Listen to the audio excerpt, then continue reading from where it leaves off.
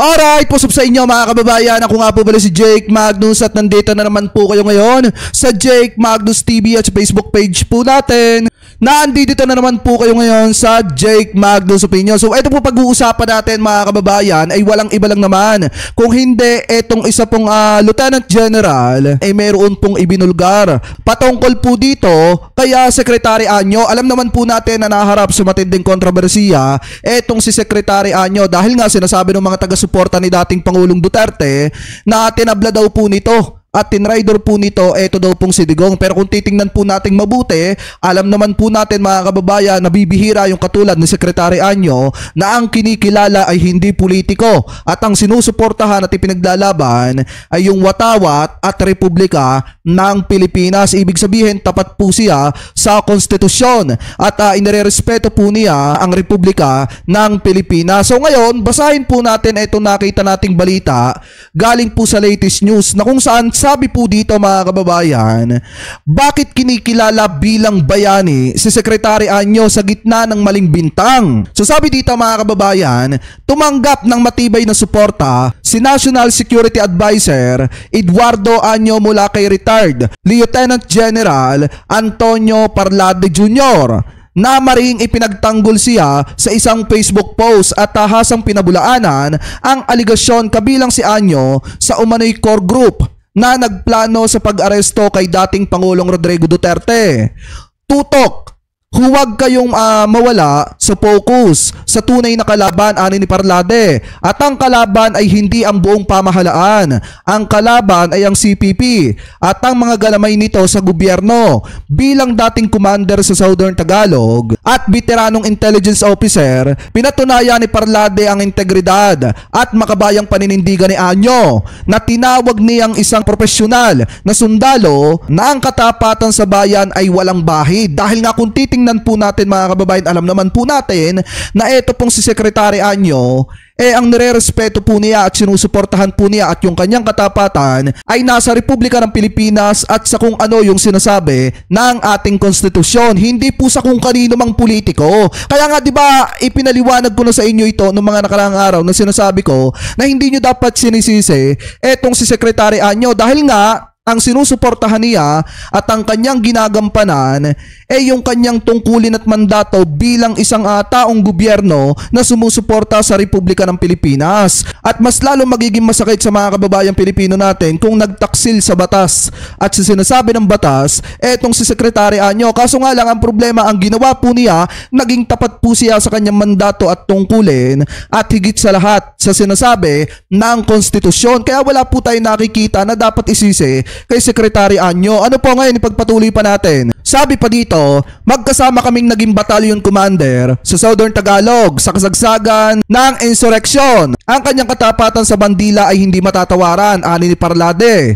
Ito ang dahilan kung bakit naging matagumpay ang National Task Force to End Local Communist Armed Conflict, NTF-ELCAC, dahil alam kong buong puso niyang itinulak ang adyenda, wakasan ang komunistang armadong labanan. Yan po yung pagkakasabi dito ni Lieutenant General Parlade. Ano po sabi pa dito? Si Anyo ang dating Chief of Staff ng Armed Forces of the Philippines at isa sa mga pangunahing leader sa pagsupel sa mute terror group sa labanan sa Marawi, ay kasalukuyang Vice Chairperson ng NTF-ELCAC at National Security Advisor sa ilalim ni Pangulong Ferdinand Marcos Jr. sa ilalim ng kanyang pamumuno sa intelligence at operasyon ng AFP at sa pagsuporta sa NTF-ELCAC. Iilan sa mga pinakamataas na leader ng CPP-NPA ang na-neutralize, kabilang na sina Benito at Wilma Tiamzon, George Caoris, Madlos, Minandro Villanueva at Antonio Culi at iba pa na itinuturing na matinding dagok sa kilusan mga kababayan. Binigyan din ni Parlade na si Anyo ay laging kumikilos batay sa tungkulin, hindi sa politika. Na paghihigante bilang NSA, siya ay nagbibigay ng payo, isang obligasyong kanyang ginagampanan. Bilang mabuting sundalo, ang pagbibintang na siya ay hindi tapat kay dating Pangulong Duterte ay lubhang hindi makatuwiran. Malaki ang utang na loob ng bayan sa taong ito kung bakit tayo nananatiling matatag hanggang sa ngayon. Kasi nga naman hindi talaga makatuwira na akusahan siya na nag-traitor kay dating Pangulong Duterte. Kasi nga dun pa lang sa pag-aakusa maling-mali na eh. Bakit? Hindi naman kay Duterte yung katapatan niya eh.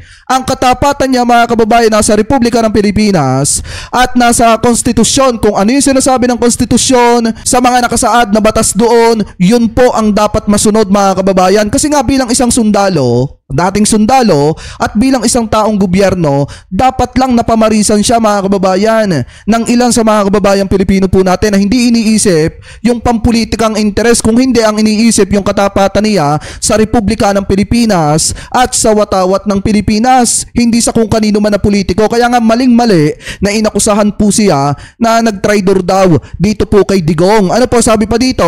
Ang kontrobersiya ay nag-ugat sa maling paratang na si Anyo ay kasali sa planong arestuhin si Duterte dahil sa maling kwento ni DILG Secretary John Vic Remulla, ngunit agad itong pinabulaanan at itinama sa isang pagdinig sa Senado. Si Remulla mismo na ang tumawag kay Anyo bilang isang profesional at mabuting sundalo. Ayun naman pala mga kababayan, kung marunong lang sana tayong manood ng mga hearing or dun sa hearing ni Amy Marcos, kung pinanood ninyo yon, mismong itinama po ni Secretary John Vic Remulla yung kanyang unang naging pahayag sa media na kung saan mali lamang po yung pagkakaintindi na mga kababayang Pilipino po natin, kasi pinalabas po agad ng mga taga-suporta ni dating Pangulong Duterte na pinagplanuhan yung pag-aresto kay Digong. Pero ang tinutukoy po kasi doon ni Secretary John Vic Remulla yung pag-uusap about seguridad na mangyayari na hindi magdudulot ng kaguluhan dito po sa ating bansa. At especially, pinag-usapan din po nila yung kumakalat na chismis about dun sa paglabas nga daw ng warrant of arrest nitong si Digong galing daw po sa International Criminal Court. Kaya maling-mali po talaga ang paratangan ay itong si Secretary Anyo na nag-traitor dito kay dating Pangulong Duterte, dahil kahit kailan naman hindi naman sumuporta sa politiko itong si Secretary Anyo, bagus pa nga mga kababayan ang sinusuportahan po nito at pinagtatrabahuan nito ay ang mamamayang Pilipino at ang Republika ng Pilipinas. Sabi pa dito, ang kasaysayan ng huhusga kung paano natin itinuring ang arkitekto ng pagbagsak ng CPP, ani ni Parlade. Ngunit batid kong si Secretary Anyo ay hindi kabilang sa mga nagplano nito. Tinapos ni Parlade ang kanyang pahayag sa panawagan ng pagkakaisa sa gobyerno at sinabi ni dating Associate Justice Antonio Carpio, dapat may pagkakaisa ang pamahalaan upang hindi manaig ang mga puwersang nais pabagsakin ng ating demokrasya. Bilang National Security Advisor at batikang mandirigma laban sa terorismo at insurrection, si Secretary Eduardo Anyo ay mananatiling halige ng katatagan, isang buhay na bayani na kailanmay hindi tumalikod sa paglilingkod sa bayan. Totoo naman po mga kababayan, dahil kung titingnan nyo nga yung pagkakasabi nga dito sa quote-in-quote mga kababayan ni Lieutenant General Antonio Parlade Jr., maliwanag po na sinasabi niya dito, I have worked with him, National Security Advisor Eduardo Anyo, for a very long time and I know him to be a professional soldier. We were BN commanders together in Southern Tagalog at the height of insurgency in the area. We worked together as intelligence practitioners for a long time. His loyalty to be flagged is beyond reproach. Yan yung pagkakasabi dito mga kababayan. Maliwanag naman na nasa watawat ng Pilipinas, Republika ng Pilipinas, sinasabi ng konstitusyon na doon nakadepende ang katapatan ni Secretary Anyo at kahit kailan hindi po siya nakisali sa awayang pampolitika, hindi po siya nakisali sa mga politiko mga kababayan, at kahit kailan ay hindi po siya naging tapat sa mga politiko bagkos ang kanyang pinagsisilbihan at ang kanyang katapatan na ibinibigay niya sa Republika ng Pilipinas. Kaya yung mga nagpaparatang kay Secretary Anyo na ito ay nag-traitor kay dating Pangulong Duterte, maling-mali po yan. Kasi kahit kailan paano siya magta-traitor kay Duterte kung ang katapatan niya ay wala kay Digong at naando doon sa Republika ng Pilipinas. So kayo, mga kababayan, ano po ang komento po ninyo hingil po dito sa balitang nakita po natin galing po sa latest news na kung saan eto pong si Secretary Anyo sa kabila ng mga batikos na ibinabato laban sa kanya ng mga taga-suporta ni dating Pangulong Duterte at mga maling paratang na ibinabato po sa kanya, ay kinikilala pa rin po ito ng karamihan bilang buhay na bayani. Dahil nga, alam naman po natin ang naging katapatan po nito sa Republika ng Pilipinas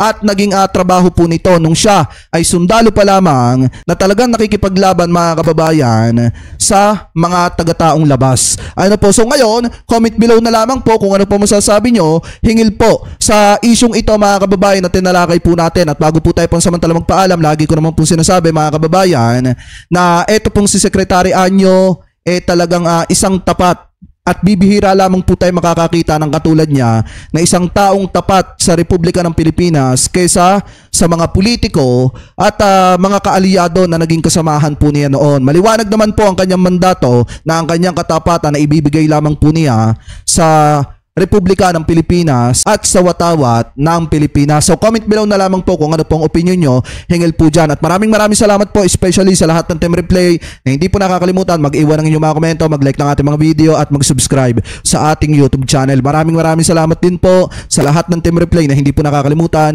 na wag po mag-skip ng ating mga ads. Thank you po. Ingat po kayo palagi. God bless po. Maraming salamat po.